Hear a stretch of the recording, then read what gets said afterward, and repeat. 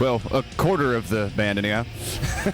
You notice I said that really excited because I am seriously a fan of you guys. And Well, thank you very much. Following you guys, have been on the road, and I heard you just broke your whiskey cherry in California. We did. It was awesome. We've heard so many stories about the whiskey. You know, it's a difficult room. You know, it's not very big, but the sound is kind of difficult in there. And our sound guy does a pretty good job, so he made it sound really good for us. And the crowd that was there, you know, LA, it's kind of a tough town because they get to see everything, you know.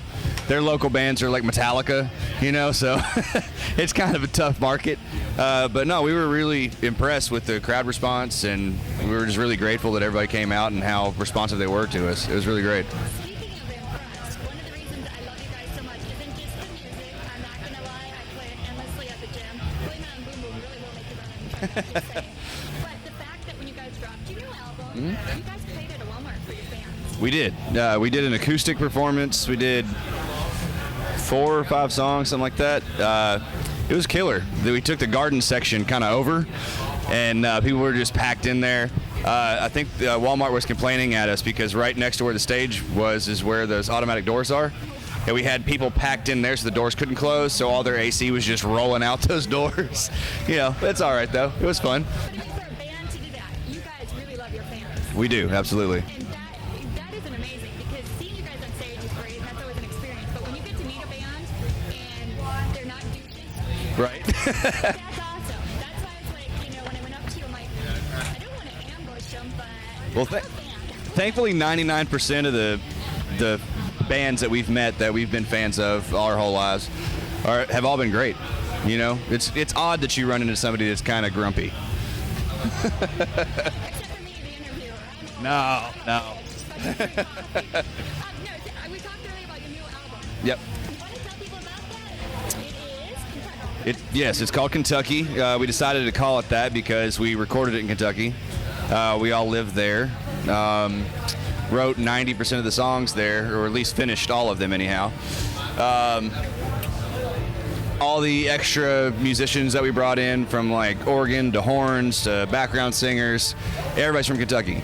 You know, it's kind of like a return home for us because it's the first time we've recorded in Kentucky since our first record.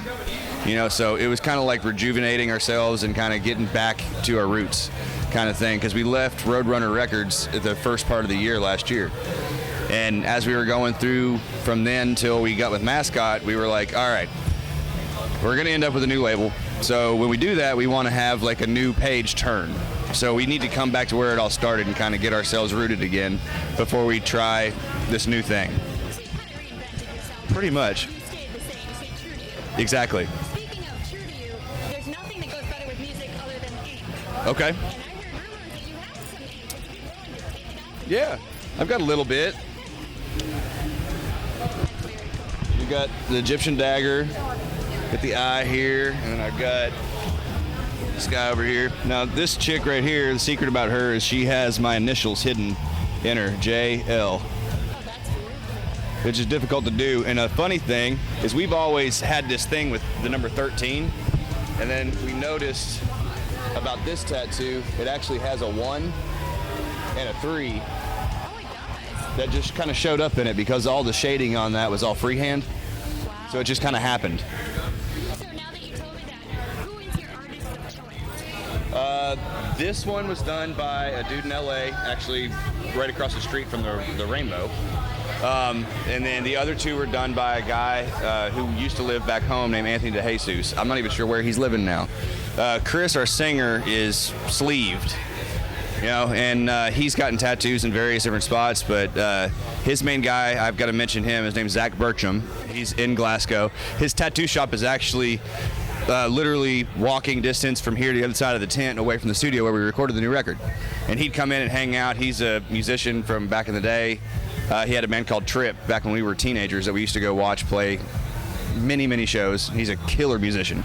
But when I get more tattoos, I'm definitely going to him because he should honestly have his own TV show because he's a lot better than most of the people you see on TV these days. So when He's you do incredible. your next tattoo, you're going to call Tattoo.com and Miss TV's Mel to come and film and take Yeah, we can do that. the whole world. We can do that. We can do that. See, I love it. Well, everybody, I have really abused your time here. No, not at all. Absolutely. But we appreciate it, and we just want to say thank you and have a great show. Thank you very much. And I'm at Carolina Rebellion right now with you, but where can people see you next? We are on tour with Buck Cherry, started as of day before yesterday.